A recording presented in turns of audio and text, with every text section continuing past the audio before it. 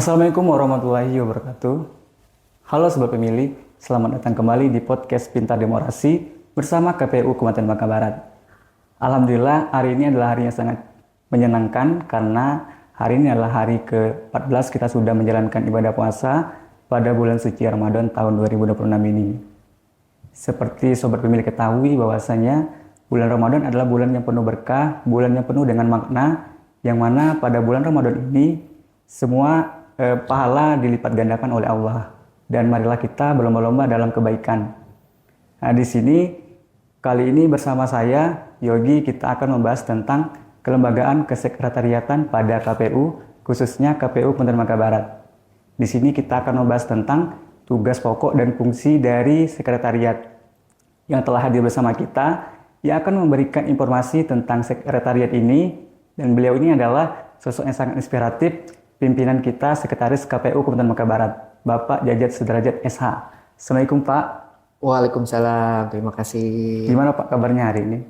Alhamdulillah baik. Alhamdulillah baik Pak ya.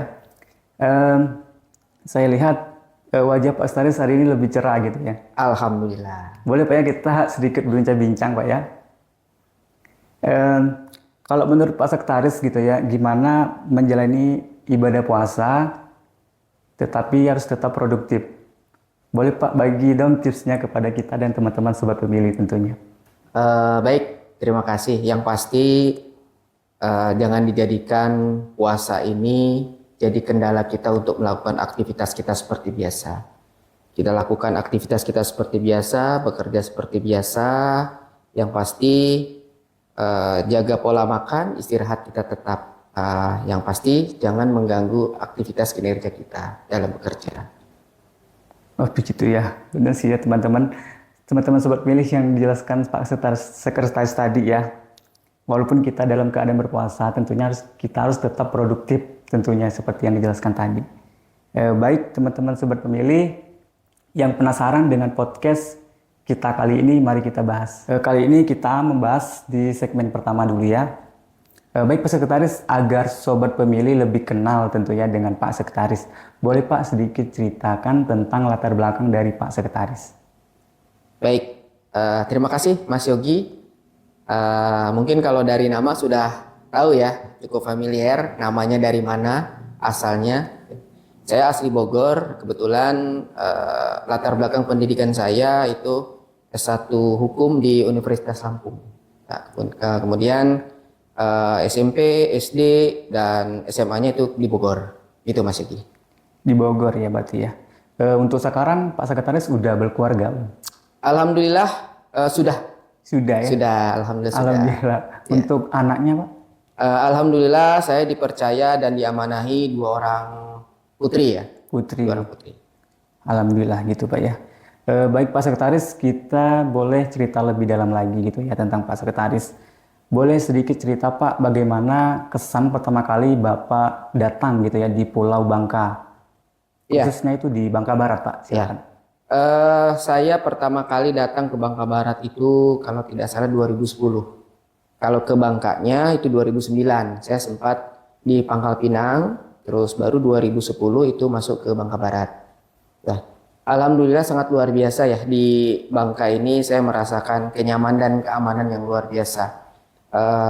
Dari sekian banyak kota yang saya pernah singgahi, ternyata di Bangka ini tempat yang paling aman dari hal-hal yang sifatnya negatif, terutama terkait kriminalitas pencurian kayak gitu. Pokoknya aman lah kalau di Bangka ini, insya Allah mudah-mudahan kedepannya juga akan tetap aman kayak gitu. Iya, waktu pertama kali Bapak datang ke Pulau Bangka itu di Pangkal Pinang atau di Bangka Barat dulu Pak? Saya waktu itu bekerja di swasta, bekerja di swasta di salah satu perusahaan swasta itu di Pangkal Pinang. Kemudian ikut seleksi CPNS dan alhamdulillah keterima, dan penempatan pertama itu emang di Bangka Barat. Bangka Barat. Betul. Itu di tahun? Di tahun 2010. 2010. Baik Pak Sekretaris, boleh ceritakan berapa lama Pak Sekretaris bekerja di KPU dan Bangka Barat? Baik, saya CPNS itu pertama kali tahun 2010. 2009 saya ikut seleksi CPNS, kemudian 2009 Desember itu dinyatakan lolos seleksi CPNS, kemudian di bulan Maret itu SK keluar dan ditempatkan di KPU Kabupaten Bangka Barat. Berarti sudah terhitung 2010 sampai dengan 2026 sudah hampir 16 tahun ya. Ya nanti tanggal 20 kalau tidak salah itu berarti saya udah 16 tahun di sini. 16 tahun di sini berarti cukup lama ya teman-teman sobat pemilih. Baik Pak Sekretaris, boleh cerita gitu ya menurut Pak Sekretaris yang diketahui Pak Sekretaris gitu ya, sudah berapa lama sih KPU Kabupaten Bangka Barat ini Pak? Kalau pastinya saya sendiri tidak tahu ya.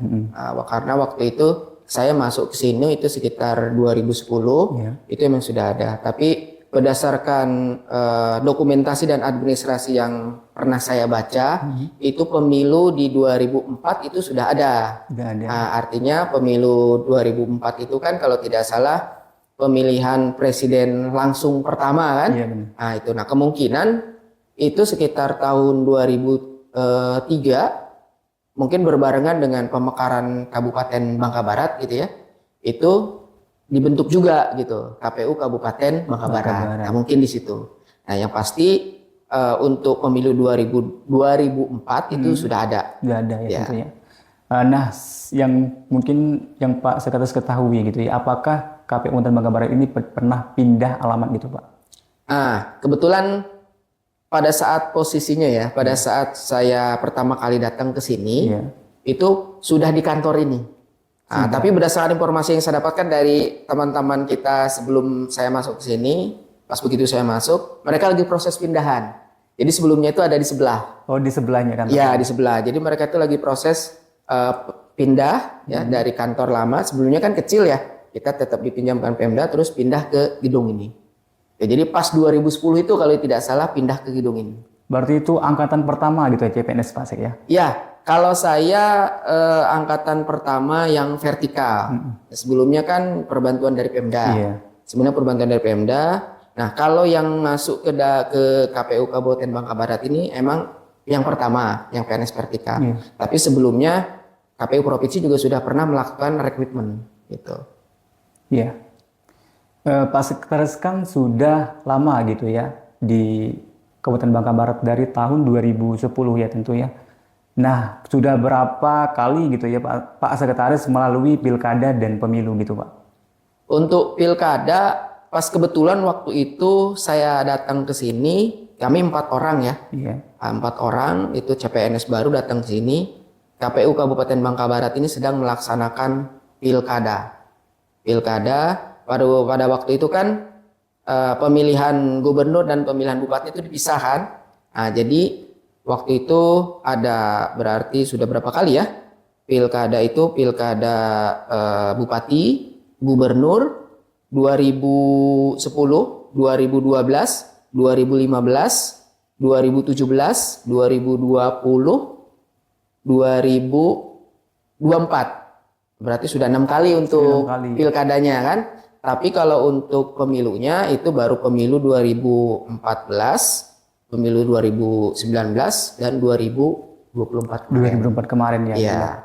Baik Pak Sekretaris, dengan perjalanan panjang Pak Sekretaris di KPU Kabupaten Bangka Barat ya tentunya, boleh sedikit cerita Pak bagaimana kesan Bapak diamanahkan menjadi Sekretaris KPU Kabupaten Bangka Barat sekarang?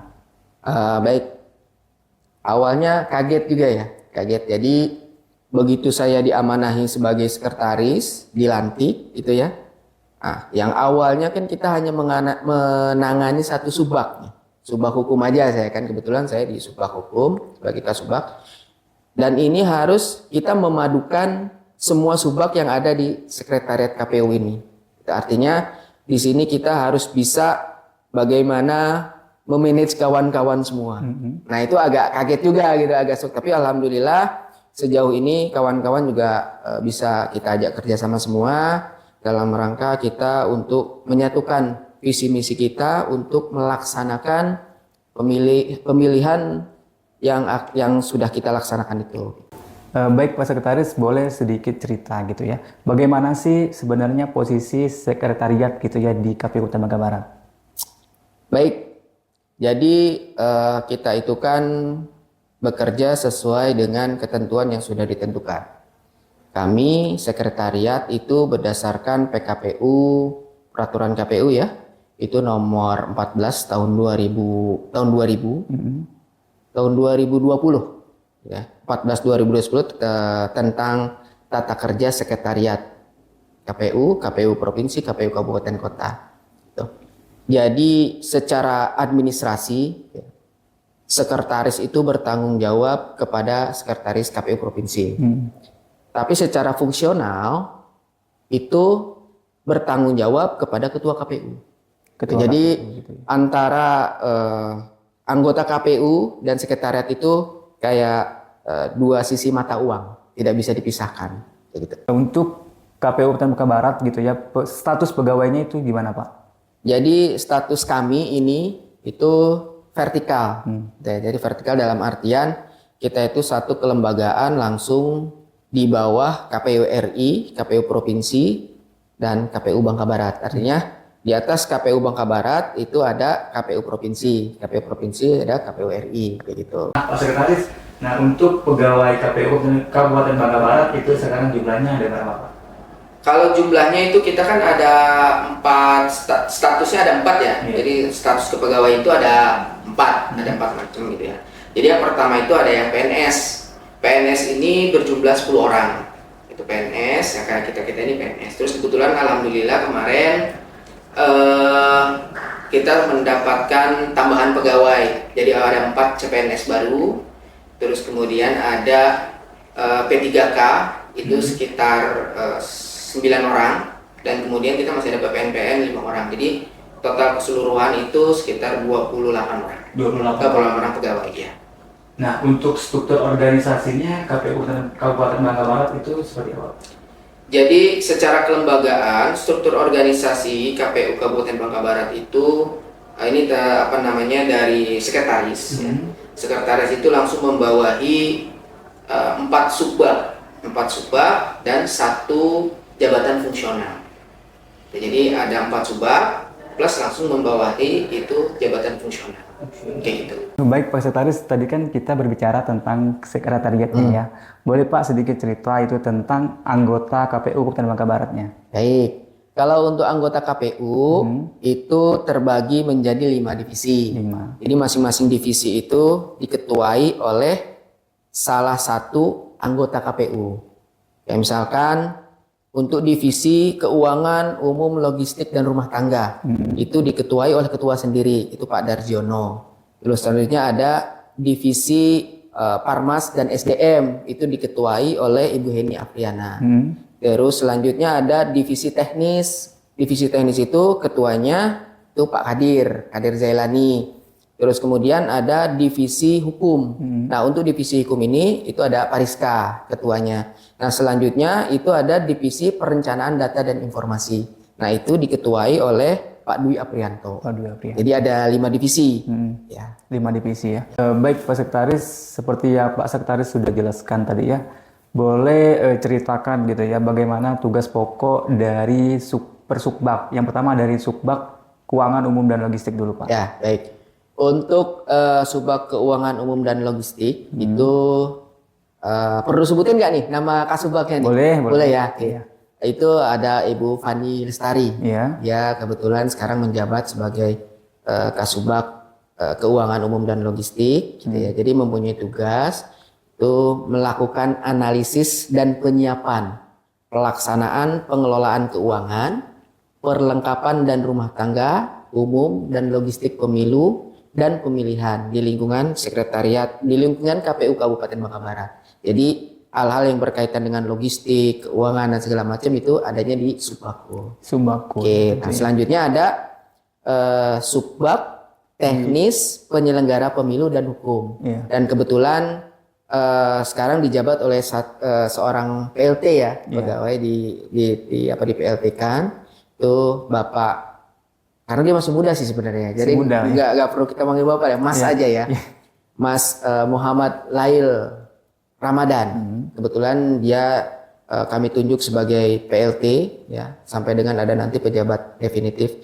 Jadi tugas pokoknya itu di Subbag Teknis Penyelenggara Pemilu dan Hukum itu Pertama tugasnya melakukan analisis dan penyiapan, koordinasi dan penyusunan rancangan keputusan dan surat perjanjian, dokumentasi dan informasi hukum di lingkungan KPU Kabupaten Bangka Barat ini. Serta dia juga melaksanakan advokasi dan penelaan hukum serta fasilitasi penyelesaian sengketa baik itu kepemiluan ataupun non kepemiluan. Ya, jadi ada tim advokasi lah kayak gitu. Oke. Jadi gitu. Nah, selanjutnya ada subbag perencanaan data dan informasi kan. Informasi. Nah, itu kebetulan dijabat oleh Pak Andi Wira Atmaja. Dia sebagai kasubagnya. Gitu. Jadi tugasnya itu melakukan analisis dan penyiapan, penyusunan rencana, program dan anggaran, serta pengelolaan data dan informasi di lingkungan KPU Kabupaten Bangka Barat ini. Jadi terkait hal yang informasi data, pemutahiran data, terus teknologi informasi itu adanya di perencanaan data dan informasi. Untuk yang terakhir itu ada subbag partisipasi hubungan masyarakat dan sumber daya manusia. Nah itu dikepalai oleh sama PLT juga sama dengan subbag teknis dan hukum itu Ibu Eli Mariani. Nah, kebetulan kami tunjuk sebagai PLT subbag SDM Parmas kalau kami nyebutnya ya. Nah, itu mempunyai tugas melakukan analisis dan penyiapan sosialisasi, partisipasi pemilih dan hubungan masyarakat serta pengelolaan sumber daya manusia di lingkungan KPU Kabupaten. Tuh, jadi proses rekrutmen badan ad hoc gitu ya, terus kesekretariatan, terus pokoknya hal-hal yang berkaitan dengan kepegawaian itu adanya di subbag ini. Baik Pak Sekretaris gitu ya sudah menjelaskan gitu ya panjang lebar. Kami mengucapkan banyak terima kasih gitu ya sudah meluangkan waktu pada podcast kali ini ya Pak ya. Baik teman-teman sobat pemilih yang penasaran tentunya ya pada podcast kita kali ini mungkin ada pertanyaan seputaran podcast kita kali ini, boleh nanti komen di kolom komentar. Dan jangan lupa untuk like dan subscribe-nya juga. Karena dengan ini yaitu untuk menjadikan lebih baik podcast kita ke depannya. Baik, sobat pemilih, saya Yogi pamit undur diri. Sampai berjumpa kembali di podcast selanjutnya. Assalamualaikum warahmatullahi wabarakatuh. Dadah.